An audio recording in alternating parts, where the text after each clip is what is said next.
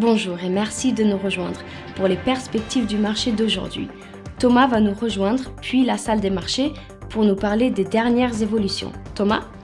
La société de minage de Bitcoin Marathon Digital Holdings a déclaré qu'elle avait toujours accès à 142 millions de dollars de dépôts en espèces à la Signature Bank qui a été fermée par les régulateurs new-yorkais dimanche.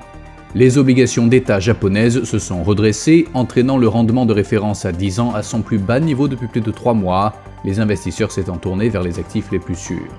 Le ministre britannique des Finances, Jeremy Hunt, a déclaré que le gouvernement et la Banque d'Angleterre avaient facilité la vente privée de la branche britannique de la Silicon Valley Bank à HSBC. Les actions Volkswagen ont gagné 2,1% lors de la dernière session, l'indicateur MACD donne un signal baissier.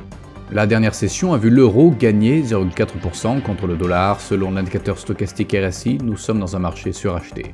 La paire livre sterling-dollar a augmenté de 0,8% lors de la dernière session. L'indicateur RSI indique un mouvement baissier.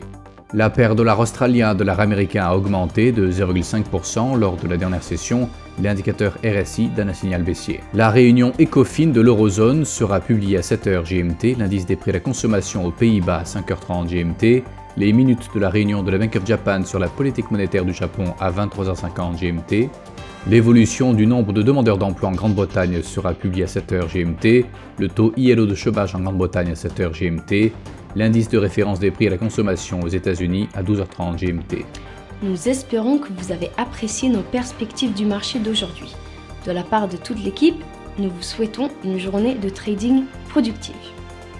N'oubliez pas de nous rejoindre la prochaine fois pour toutes nos analyses des derniers événements et nouvelles sur les marchés financiers.